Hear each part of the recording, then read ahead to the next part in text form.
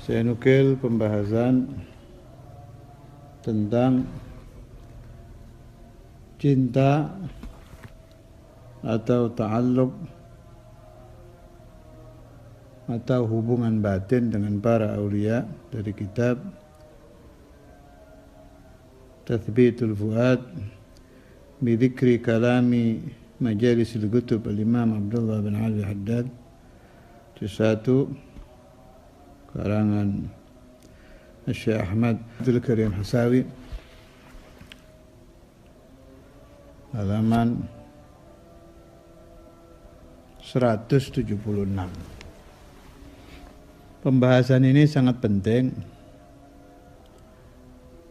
sebab setiap salik atau murid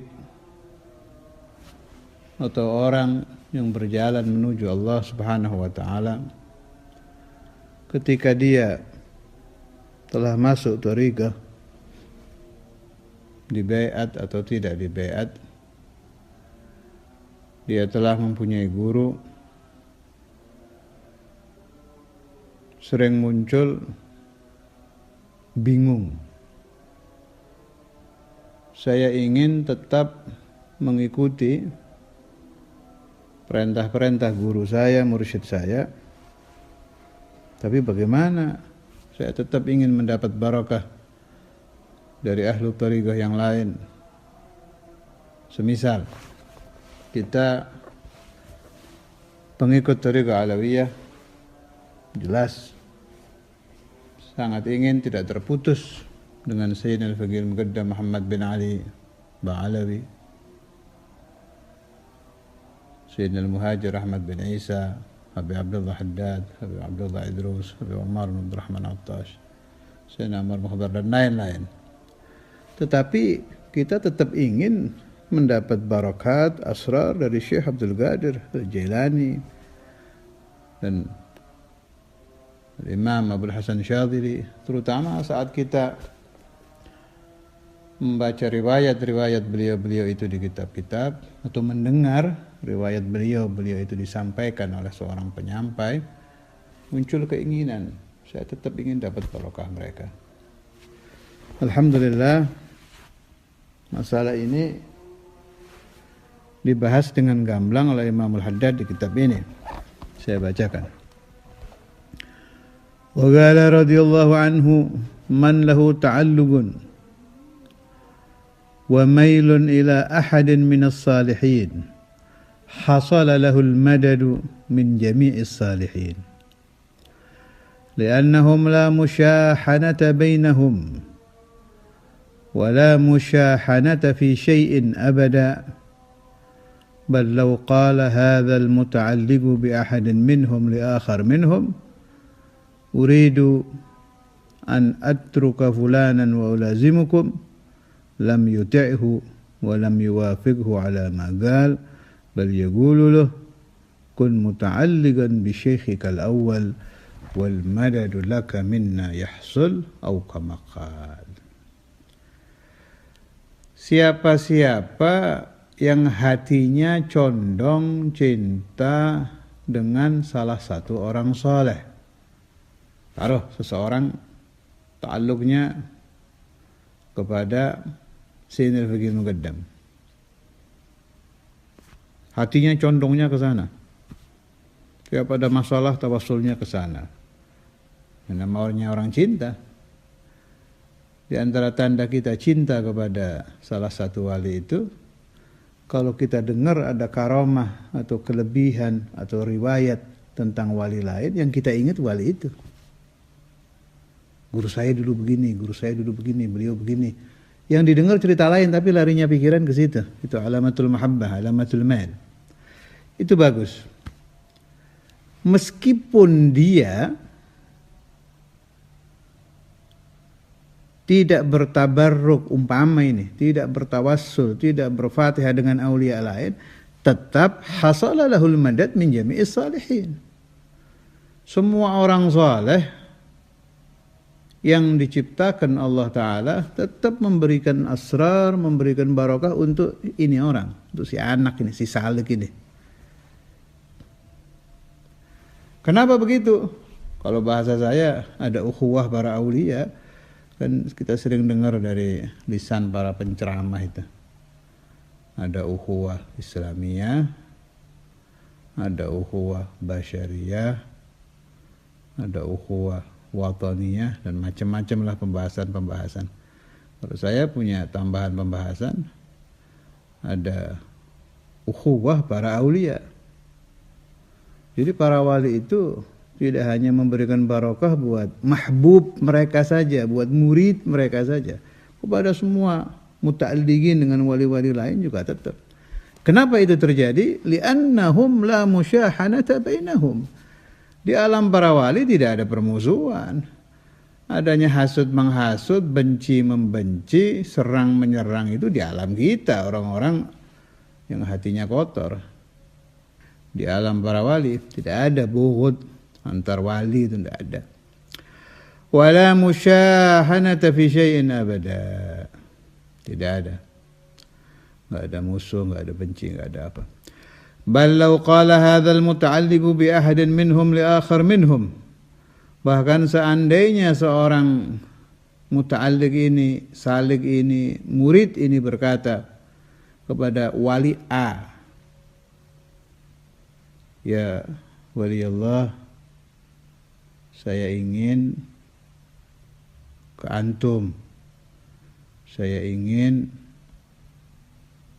berhubungan batin terus dengan antum, dan saya akan meninggalkan guru saya sebab saya ingin mulazamah terus dengan antum. Andai itu terjadi, lam yuti'hu, pasti wali A tadi tidak akan menuruti. Walam yuwafiqhu ala ma qala, jangan tetap dengan guru kamu, tetap.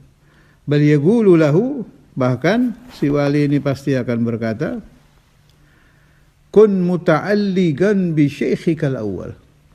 Tetap pegang guru kamu yang pertama, tetap ta'alluq dengan guru kamu yang pertama. Wal madad laka minna yahsul. Jangan khawatir, bantuan rohani, barakah, asrar dari kami untuk engkau tetap akan kau dapatkan. Au kama qala radhiyallahu taala anhu. Ini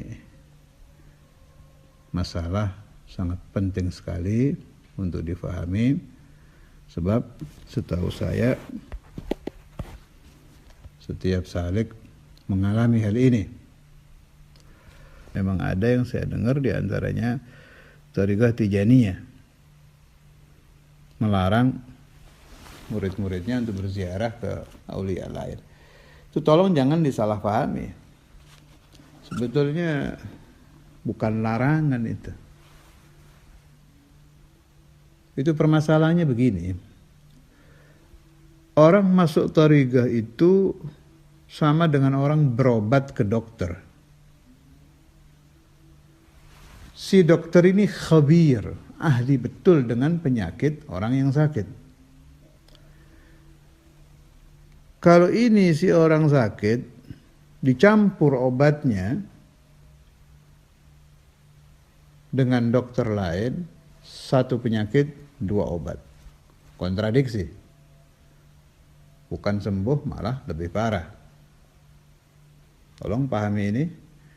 Min hadhihin nahiyah, dari segi ini, at-Tijaniyun, orang-orang ahlu thariqah Tijaniyah melarang murid-muridnya berziarah ke wali-wali lain. Dari sisi ini, karena rahmahnya mereka dengan qulubul muridin. Sebab jangan sampai si murid yang sedang sakit ini bukannya sembuh malah kacau. Kacaunya bagaimana? Goyang nanti. Goyang murid ini. Membanding-bandingkan guru. Nah, kalau sudah hati membanding-bandingkan guru, mau tirakat 100 tahun mustahil dapat futuh. Tidak mungkin. Sebab syarat seorang murid thariqah mendapatkan futuh itu di hatinya harus yakin lah, bukan husnudzan. Itu yang saya baca di kitab-kitab. Harus yakin bahwa gurunya yang paling alim di zamannya, yang paling. Pernah saya bahas masalah paling ini. Ini saya nukil dari kitab dulu. Dan itu akan sulit dilakukan bagi orang yang sering berziarah ke wali-wali yang lain. Ini tujuan Thariqah Tijaniyah. Dah. Ada lagi para aulia lain yang malah membawa murid-muridnya. Itu di antara yang saya dengar riwayat Muhaddithul Hijaz Al-Allamah Sayyid Muhammad bin Alwi Al-Maliki radhiyallahu taala anhu. Beliau itu selain ahli ilmu zahir syariah juga ahli thariqah. Beliau beda lagi, malah dibawa murid-muridnya untuk bertabarruk ke Habib Abdul Qadir bin Ahmad Segaf, Habib Ahmad Masyhur dan lain-lain. Malah bukan ke situ saja, dengar ada wali mana sampai ke luar-luar Saudi diziarahi, dibawa murid-muridnya, ngambil ijazah sana-sana. Nah, ini cara yang dipilih oleh beliau. Mengambil asrar dari manapun. Supaya murid-muridnya ini tambah bersih hatinya, tambah bersinar batinnya. Sehingga lebih cepat menuju ke babul futuh, ke pintu keterbukaan menuju kepada Allah Subhanahu wa taala. Nah, dari nahiyah ini yang diambil Sayyid Muhammad. Mana yang benar? Dua-duanya benar. Si guru lebih tahu murid saya ini harus diapakan, diobati dengan cara saya. Jadi ringkasnya, ada penyakit yang harus diobati dengan satu dokter, dan itu yang dipakai oleh Tijaniyun. Wa man syariba masyrabahum. Ada penyakit yang penanganannya harus bareng-bareng, tim dokter. Ini yang dipakai oleh Sayyid Muhammad bin Alwi Al-Maliki, wa man salaka maslaka. Dan dua-duanya adalah benar. Sebab ta'addadat at-turuqu wal wusulu wahidu. Thariqah, perjalanan menuju kepada Allah Subhanahu wa taala itu macam-macam. Allah kata Syekh Abdul Qadir Al-Jailani sampai diibaratkan adatut taraik misal anfasil khalaik. Banyaknya thariqah itu seperti banyaknya nafas makhluk. Itu ibarat saja, artinya karena terlalu banyaknya thariqah. Ada yang mudawwanah, ada yang tidak. Ada thariqah yang sudah ada namanya Tijaniyah, Syadziliyah, ini. Ada yang tidak. Yang jelas thariqah itu apa? Walikulli wahidihim tariqun minat turuqi yakhtaruhu fayakunu min dha wasilah. Setiap perjalanan yang ditempuh oleh seorang wali sampai beliau wasil, sampai kepada Allah, ya jadi thariqah. Mau diberi nama, tidak diberi nama, thariqatuhu, thariqatu Syekh Fulan. Ada nama resmi, tidak ada nama resmi, sudah resmi menjadi thariqahnya beliau. Punya murid, si murid jadi ala thariqatihi gitu. Terlalu banyak. Tapi usulnya satu. Futuh satu. Usul satu. Yang saya maksud satu, terbuka, selalu ingat kepada Allah Ta'ala. Terbuka, tidak bisa cinta kecuali kepada Allah. Sama, la mahbuba ilallah, mau dari thariqah mana saja ya gitu-gitu. La mawjuda ilallah min ayyi thariqin tasrub, ya itu. La masyhuda ilallah, la mawjuda ilallah, la ma'buda ilallah, itu sama. Menuju ke sananya saja yang beda.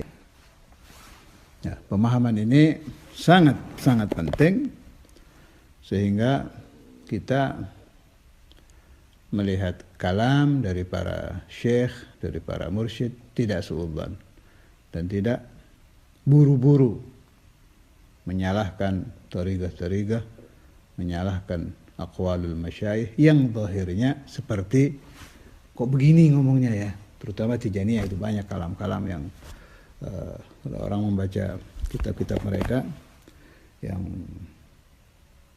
terburu-buru di dalam menilai sering suudzon. Mudah-mudahan siapapun dari thariqah manapun, baik thariqah mudawwan atau tidak, di tempat manapun yang ada kerinduan untuk mendapatkan futuh, untuk sampai kepada Allah Subhanahu wa taala, saya memohon kepada Allah bijahi sayyidina Rasulullah sallallahu alaihi wasallam supaya saya, mereka, wa jami'al ahbab diberikan kegampangan, keterbukaan dan istiqamah di dalam suluk menuju kepada Allah sampai futuh, sampai mendapatkan munuh, sampai mendapatkan usul ala dawam bila mihnah dunya wa ukhra ala hadhihi niyyah wa kulli niyyatin salih